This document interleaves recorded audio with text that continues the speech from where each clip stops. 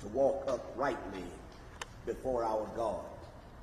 We're thankful that there are those in our fellowship this day who are on a mission of justice, wanting to serve this family and really the whole community of Sparta, Georgia, because if they don't get justice, then justice is not to be had.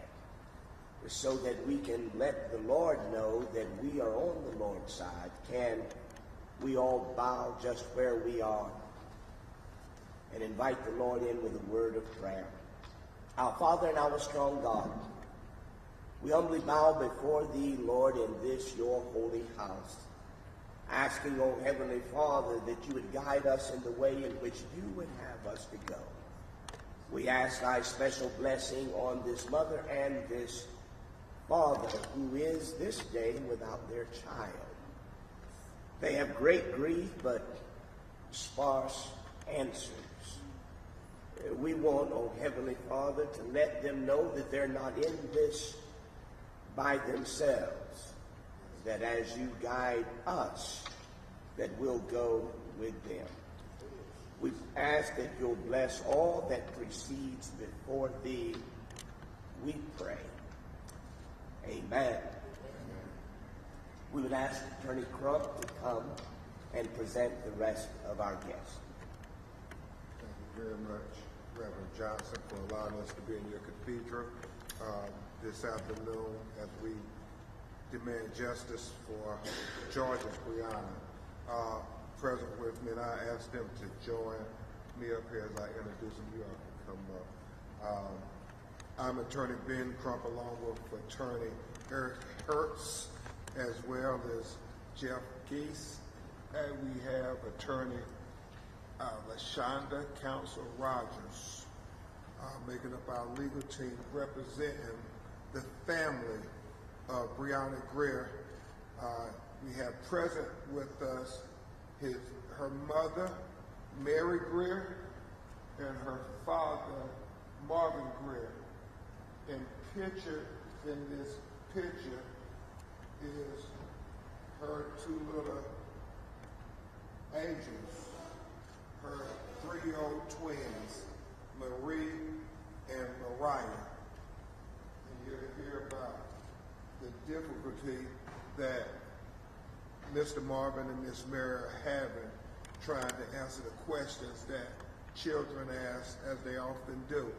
We are also blessed here today to have some freedom fighters who serve as our co-counsels in the community while we fight in the court. You all know very well our leader here in Georgia, the Georgia State NAACP President, Gerald Griggs, who has been fighting with this family in Hancock County as well as on the steps of the Georgia Bureau of Investigations, refusing to let them sweep Brianna under the rug. And we have a national freedom fighter here with us who hails from New York City and is the leader of Until Freedom. She's the queen of this movement in many regards as we fight for marginalized women of color, especially black women. She led the Women's March, and she championed justice for Breonna Taylor in a way that we can never say thank you enough for. And the person who is going to be, I'm sure, the focus of most attention today is Dr. Alicia Wilson, who is the director of Autopsy and Forensic Services at the University of Michigan. Her and her colleague, Dr. Roger Mitchell, chair of the Department of Pathology at Howard University in Washington, D.C., have worked together to review all the medical records and everything that we have at our access thus far to confer and to try to provide answers to this mother and father so they can try to give answers to their daughter Lottie, but most importantly to their grandbabies, Brianna's children. And so you will hear from her after you hear from Attorney Hertz, who's going to talk about the failures that we have discovered so far in our investigation into why Brianna Grier, who was suffering a mental health crisis, I mean, she needed help. Miss Mary called 911 thinking that they would help her. Never thought she would end up dead. Mr. Marvin has said over and over again, if I thought they were going to kill her, I never would have let them take my baby. And it's just so heartbreaking that for some people in our country, when they have a mental health crisis, it's not treated like a medical issue, it's treated like a criminal issue. More times than not in black communities, they see it as a criminal issue, and we have to address that in America. Brianna Grier is going to be the face of the mental health crisis here in Georgia. I know we spent time on the phone with former state representative and current Democratic nominee for governor, Stacey Abrams, empathizing with the parents about how this was so preventable in the state of Georgia if they only would allocate resources to it. Instead, they try to ignore it. And so it's a convergence of issues that led to Brianna Grier being taken from this earth far too soon. Attorney Lanita Baker and Tamika Mallory and I, last week, we saw something historic happen in America. We saw that for the first time that police officers were charged for killing a black woman in the United States of America on the federal level. And in the aftermath of that historic moment, we talked about that this was important not just for Brianna in Kentucky, but it was important for Briannas all over America. You know, in 2020, we all were demanding answers as to what happened to Breonna Taylor in Kentucky. Now we are here in 2022 demanding answers what happened to Brianna Grier in 2022, because we will keep fighting until we get justice for Brianna Grier, just like we fought to get justice for Breonna Taylor. Her life matters, black women's lives matter, and we're going to continue to make sure that Hancock County or anybody else in governmental authority can sweep the death of this lovely young woman, this mother, this daughter, under the rug. And so, at this time, we will hear from Attorney Eric Hertz, my co-counsel, and then we will move forward expeditiously. Thank you, Mr. Crump. Everyone in America is entitled to the protection of the law. And we've all seen the video that's out there showing what actually happened that night. We saw one of the videos, one of the body cameras from one of the officers. And what did we see? These are the failures. First, we didn't see the video turned on when we got there. They didn't call for an ambulance. These officers have already been there at other times, and they called for ambulances. This time they didn't. They didn't recognize this was a mental health issue. The officers escalated the situation using unnecessary force. You can see in the video, I want y'all to look at it, that she was dropped at least once, if not twice, on a concrete pad before being flung into a vehicle. They didn't seatbelt her, turn the dome light on to see where she was going when they threw her in there, and they didn't check on her. After she was thrown in, there was no noise. If you listen to the video, You can hear the officer breathing. That's how sensitive those mics are. But you cannot hear any noise from Briana in the back. Why is that? We have brought today a famous pathologist, as Mr. Crump has told you, and she's going to tell you some of the injuries that were suffered in a minute. What did Brianna Grier do that night? From the video, I don't see she did anything wrong. She didn't threaten anyone. She didn't have a weapon. She didn't try to flee. Everyone in the United States has a right to be free from an unreasonable seizure from the law enforcement officers. This is our Fourth Amendment right. No officer has a right to use unnecessary force to show reckless indifference to human safety. And all I have to say is justice for Briana. Justice for Briana. Thank you, Mr. President. Thank you, Attorney Hertz. You know, and it's just heartbreaking to the family. Briana had just turned 28 years old the day before this happened. It's still hard to think, so young, so much life ahead of her. Right now, as Attorney Hertz alluded to, we're going to present to you Dr. Alicia Wilson, who also, along with Dr. Michael Biden, a renowned pathologist, did the autopsy, the independent autopsy on behalf of George Floyd's family, and was able to educate the world about how George Floyd perished in the custody of the Minneapolis police officers.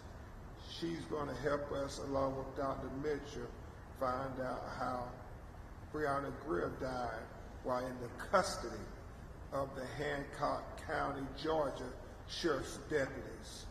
You know, if we learned anything at all from the trial of Derek Chauvin as it related to the murder of George Floyd, we learned that when police officers have citizens in their custody, they have citizens in their care.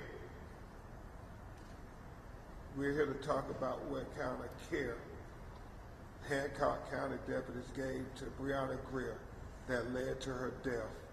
We are so fortunate that she came from the University of Michigan today to try to give answers to this heartbroken family. Dr. Alicia Wilson.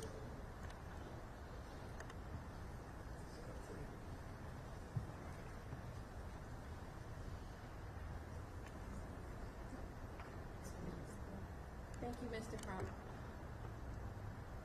The information that I am about to present comes from a review of the medical records that have been provided. This information can be confirmed and added to by the final autopsy report. Review of the medical records demonstrates this is an example, a slice of a CT from Brianna Grier. This R on this side represents the right side of the head, and this side represents the left. There is severe neurologic injury, severe blunt force impact to the head demonstrated in the medical records. The first thing I want to point out on this CT image is this area right here. This represents swelling of the scalp. The brightest white rim that you see here represents the skull. So that's the thick white part of the skull. Inside of the skull, this mix of gray, different shades of gray, represents the brain. So I want to point out a few things. So here is the scalp hematoma or scalp hemorrhage. The CT scan also demonstrated a fracture on this side of the skull. I'll use the other board now, Mr. Crump. So with the scalp hemorrhage here, a fracture line underneath, this is consistent with an impact to the head at this point. What can sometimes happen when the brain or the head has an impact at one site, the brain can move inside of the skull, and that can cause injury directly opposite to where the impact occurred. And so you may end up with injuries on one side and injuries on the other side. We call that a coup and counter-coup injuries. In the case of Brianna Grier, if we have the injury here with the hematoma, the scalp hematoma, and the fracture, if we go directly across, we also see a lighter shade of gray. And this is what was noted as being a large subdural hematoma. And that's blood that is underneath the dura on the right side of the brain. What was also noted was severe hemorrhage. There was subarachnoid hemorrhage, and there was hemorrhage within this black area, the intraventricular space. What happens when there's this type of impact to the head is that the brain can start to swell. When the brain starts swelling, we call that cerebral edema. And what can happen is when we have this subdural right here is that the brain is pushed over. And so what happens is that the brain becomes very swollen inside the skull. It gets pushed over, compressing a lot of vital structures that ultimately can lead to death. In this case, the cause of death is consistent with the severe blunt force injury that occurred inside of the head. Thank you, Dr. Wilson. Could you go through your numeric findings technically for the reports? Technically, for the reporters, yes.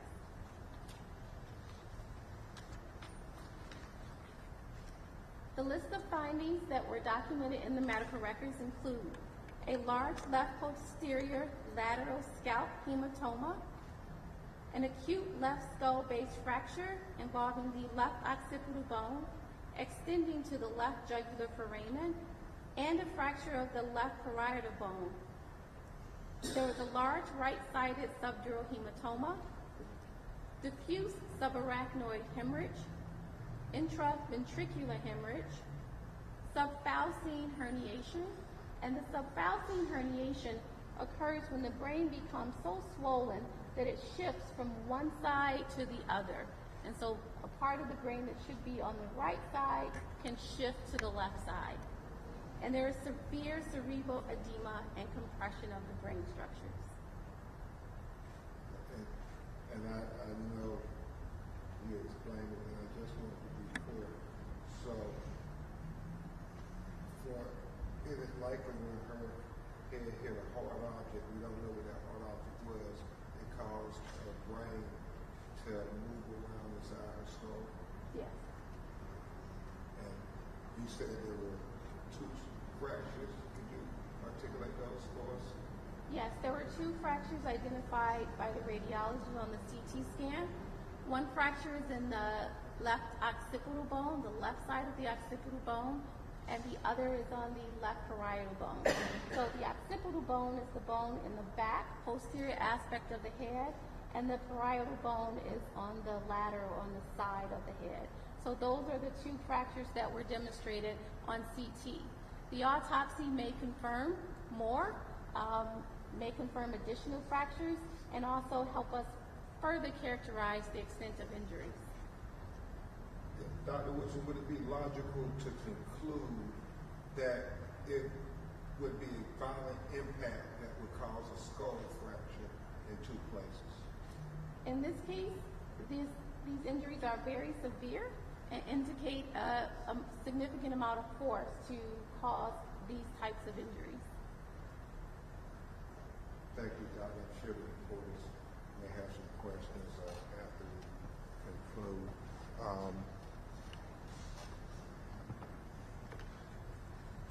At this time, we're going to ask Mr. Marvin Grier, Ms. Mary Grier, to just address you for a few moments before we have our civil rights leaders address you. Would you all like that?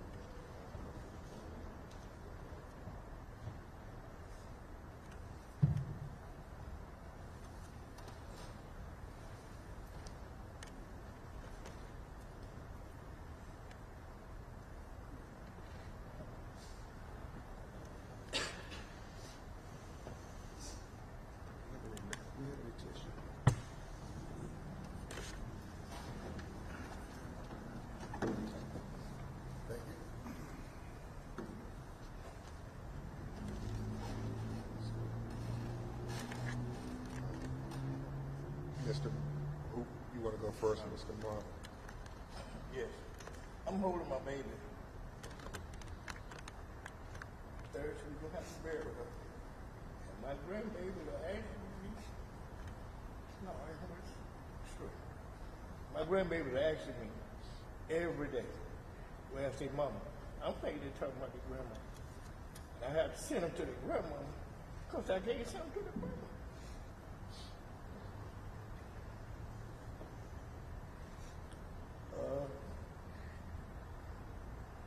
That's why we're here. We're trying to get answers so we can finally tell them what's going on or what happened to their mama so they can know and they won't have hardship.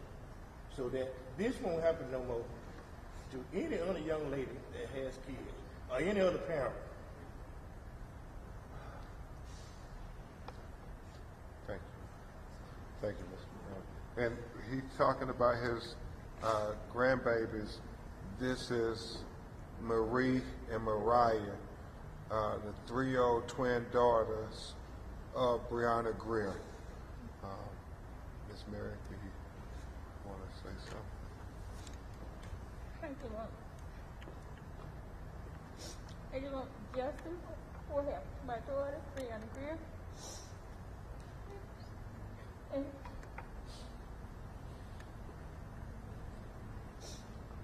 And I don't want this to happen to no other mother. And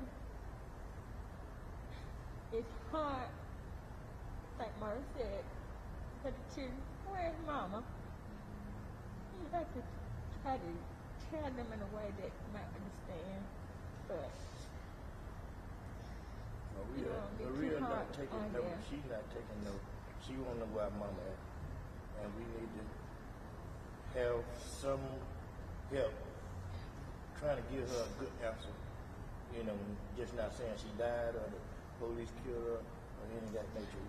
We need something concrete that make us feel good so that we can try to let them know, you know, what happened.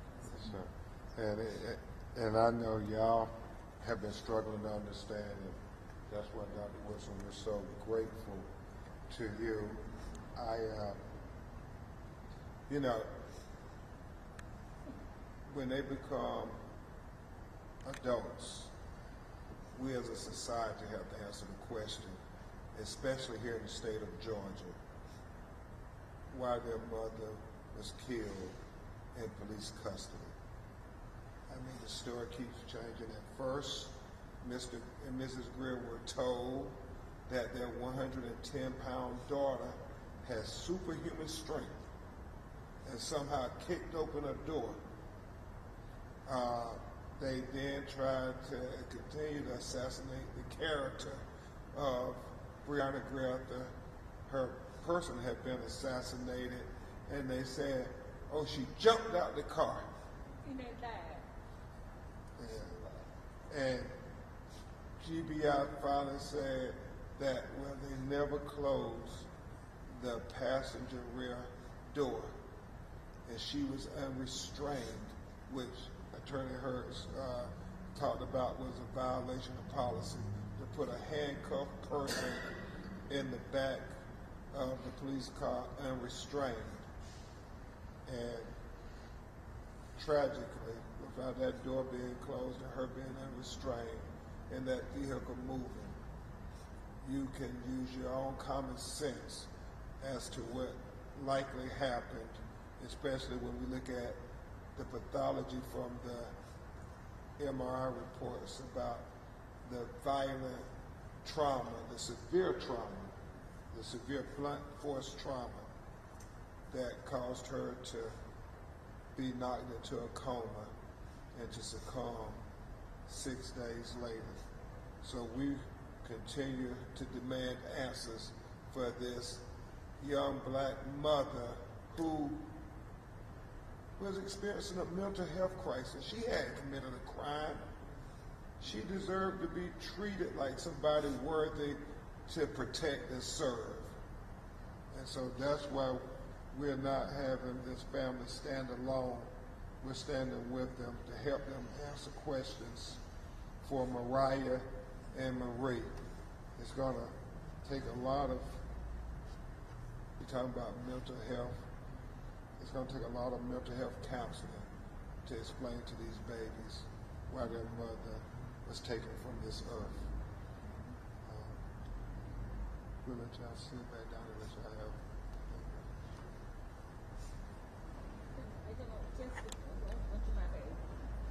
Yes, ma'am. Yes, ma'am, Miss Mary.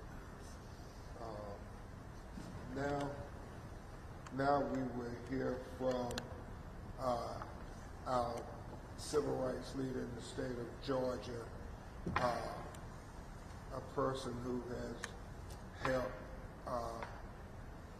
lead protests into demanding what happened. I understand there will be protests here in Atlanta as to what happened because, as we talked about at the first press conference, what happens all around Georgia leads to Atlanta, and the Atlanta NAACP speaks for all those who suffer injustices around the state. So without further ado, President Gerald Griggs, my friend and my leader. Thank you, Attorney Crump. Thank you to the Grier family. Thank you to all of the lawyers. Thank you to my fellow activist, Tamika Mallory. I'm Attorney Gerald Griggs, President of the Georgia State Conference of the NAACP. And just yesterday, we were standing on the steps of the Hancock County Sheriff's Office with the Hancock County NAACP, as well as Black Voters Matter. And we were demanding answers, as this family has been demanding answers about what happened to Brianna Grier.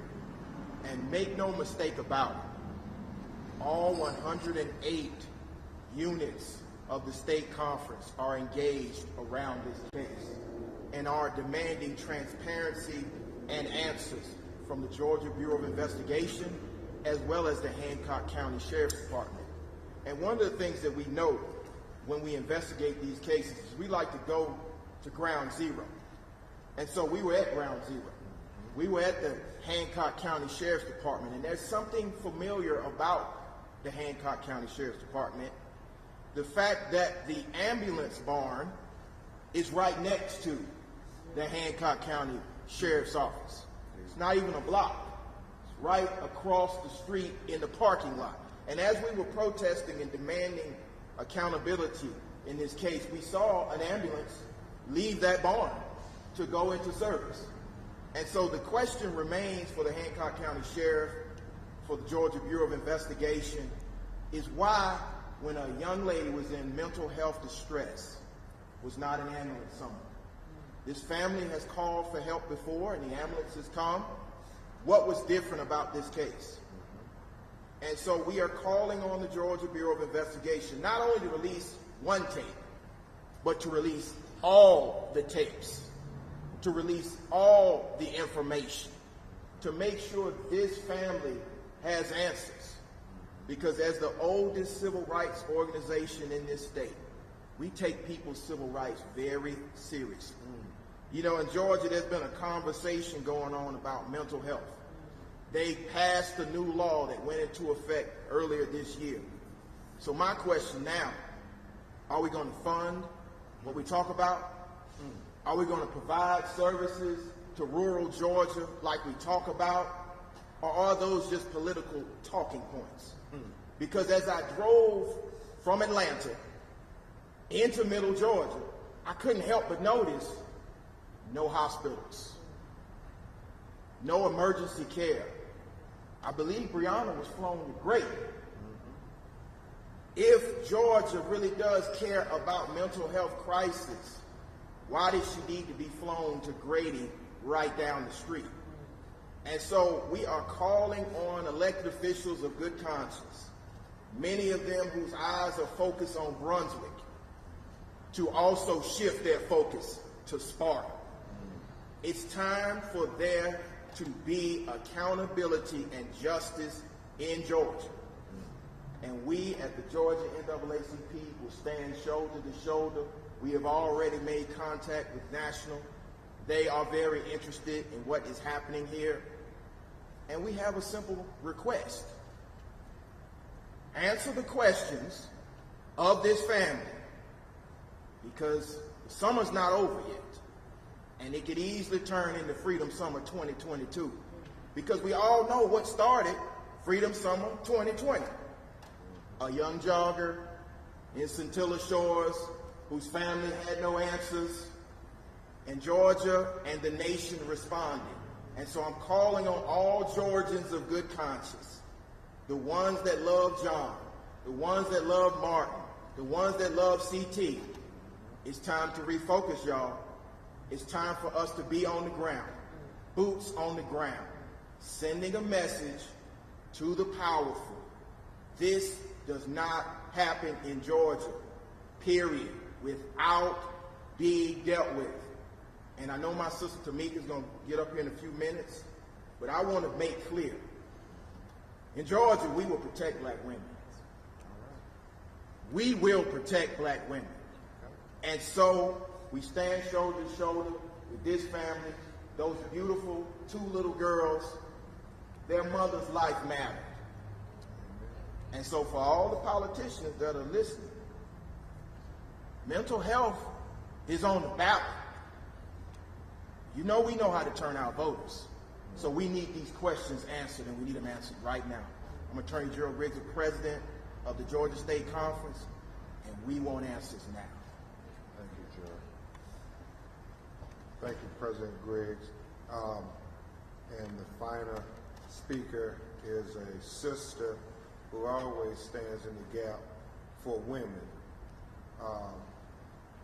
She came to be known to America after she helped organize the Women's March. That was the largest march at the Washington Mall, I think, in history, and still may be at this time. And as I said, her organization, Untitled Freedom, helped lead the effort to get justice for Brianna Taylor, where she was committed to that Brianna, and she has told me, Mr. and Mrs. Grier, that she is committed to Georgia's Brianna. And so, from one campaign for justice to Brianna to another campaign for justice for Brianna. Here we go again, Tamika Mallory, the queen of this movement. Thank you. I'll be very brief because my brother and colleague, Attorney Gerald Griggs, has said it all, and we know that as national leaders, it is important for us to follow the lead of those folks who are local organizers who understand the ins and outs of what is happening in their city, in their state, and in these towns. There's something sick happening in this country where we continue to meet in these spaces, Attorney Crump. We are unfortunately called to gather too many times around the death of black people and around fighting for black lives. And what I will not normalize is naming Briannas around this nation. We will not do that. It is sick to me that we have a Brianna Taylor, and now we have a Brianna Grier, and we still do not have the proper legislation in this country on the federal and all state levels that will protect black people. We hear a lot, and people run across this country when there's a shooting in Buffalo or a shooting in Uvalde, where we should be. But we must also run to Brianna Grier situations and make sure that black women's lives are protected. Amen. And we as organizers, we will continue to fight. Certainly, we will not allow our sister to go, as you said, swept under the rug. We will stand and we will speak on her behalf, but we know that Brianna can happen again today.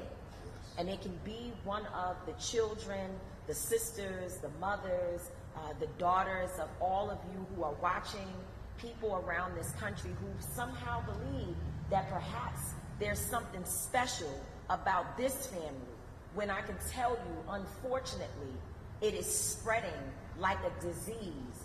So while we run from COVID, we run from monkeypox, we need to be running from wild law enforcement as well. And this nation needs to pour resources as it does with the pandemic that is happening in all of these other areas, there is a pandemic, a crisis in the Black community, and it is police engagement that is gone unchecked, and there is not enough accountability to ensure that a person with a mental health situation, a woman who is sleeping in her home, another woman, we can't forget Pam Turner, another woman with a mental health situation. We cannot normalize this in this country. And again, yes, we will do our job, but we need from the federal level to every state house in this country for it to be a major priority, a number one priority, to back Black lives, to protect Black lives, and to stop asking us for our votes, and for Black women particularly to turn out in these large numbers to maintain this people's power, but not giving us the resources that we need to just stay alive. Thank you very much, Tamika Mallory from Until Freedom. And I know you and President Griggs are going to continue to fight in the community while we fight in the court of law. Attorney Hertz and Attorney LaShonda Counsel Rogers, and I, on behalf of getting justice for Brianna Grier.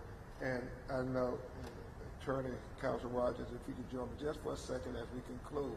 I know Stacey Abrams talked about this with the family, and I know LaShonda Counsel Rogers is looking into this as well. The fact that Georgia ranks 48th in this as one of the worst states with access to treatment for mental health crisis, and that the law enforcement is the #1 provider of mental health interaction for the citizens of the state of Georgia. And she said there are some 15,000 documented mental health ill citizens of Georgia who go untreated. And so Brianna Grier is the face of this crisis in Georgia. Sometimes people need to see a face and not just statistics, Attorney Hertz. And so tragically, that face there, that beautiful mother,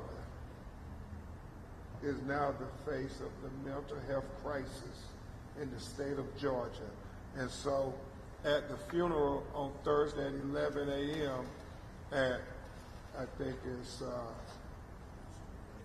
Hunter Street, West Hunter Street Baptist Church on Ralph Abernathy Boulevard, is not only going to be talking about a celebration of Brianna's life, but it's going to be helping to define the legacy of her life for not just her children, but those affected by mental health issues throughout Georgia, throughout the nation. I know Reverend Al Sharpton is going to eulogize Brianna Grier with her local pastor, and I know a lot of the state representatives in Georgia are going to come in attendance, not only to stand for Brianna Grier, but to stand to get better access to health care for mentally ill citizens of the state of Georgia. And so with that, we will take some of your questions, and Dr. Wilson, I think you should probably come back to the stand. I know. Yes, ma'am. Yes, sir. I had a question. Is it the finding of the autopsy? Doctor, is it the finding of the autopsy that she suffered the head injuries prior to being placed in the patrol car, and then was perhaps unconscious in the patrol car when she fell out? That was kind of how I heard it. I just wanted to clarify. And then do you have a one-sentence cause of death that we might be able to report, and did you have a manner of death and or means of death? Thank you for the question. Just to clarify, the results that I reported are preliminary findings based on a medical review of the medical records from Grady Hospital. The autopsy has not been released yet, and that may take several more weeks to months depending on the review. So we do not have the official cause and manner of death from the autopsy report. The review of the medical records, the findings are consistent with the cause of death being due to blunt force head trauma. And where that blunt force head trauma occurred, we are still trying to get the answers. We know it was a violent collision with some hard object. Dr. Wilson, would you? Yes. Yes, sir. And one of the things why we asked Dr. Wilson and Dr. Mitchell to get involved, and hopefully President Griggs and Tamika Mallory and others can help us to continue to demand Georgia Bureau of Investigations finish this investigation. The troubling thing to us, and we see it as a pattern, Attorney Hurts, all across the country, when they just delay. You know, oftentimes we won't get an autopsy for 6 months to a year later. Can you imagine the agony it puts this family through just waiting for answers? And so we are demanding that they finish this investigation expeditiously and that they release the autopsy, or even if it's a preliminary autopsy, because they like to hide behind the fact that, oh, we're waiting for toxicology, we're waiting for this here, when we know that if it's a priority to them, they can release this autopsy sooner rather than later. And as Mr. Grier said, we want transparency and accountability.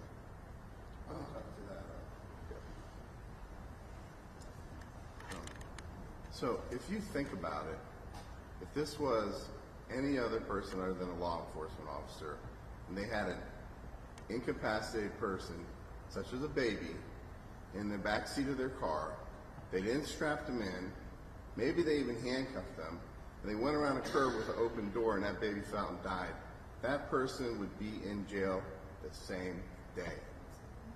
Now, why is it that these two officers are out doing their job immediately after this? That is a question that y'all as reporters need to be asking the Hancock County and GBI. Thank you. Thank you. Any other questions? If there are no questions, yes, sir. May I ask a question?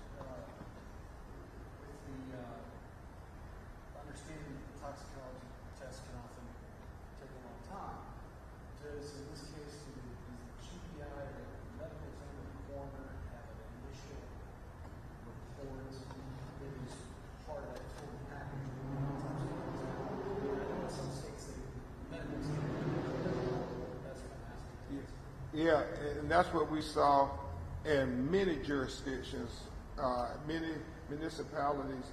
The medical examiner for the city or the county will release a preliminary report. They did it in George Floyd. They did it in Dante Wright case. They could do it here in Brianna Grier. They did it in Rashard Brooks' case here in Atlanta, Georgia. So it is incumbent upon the leadership within those law enforcement communities to do what they all profess to do and be transparent. If they release this preliminary autopsy report today versus 7 months down the road, nothing is going to change. Nothing is going to change. It's, do you want to try to answer the questions of this family? Do you want to try to build trust within the community, especially the black community? That is what's at stake here. And if there are no other questions, we will update you, and we will see you at the homegoing services for Brianna Grier Thursday at 11 a.m. And I understand that some of Breonna Taylor's family will be in attendance at the funeral as well, to fight for justice for this Brianna. Thank you.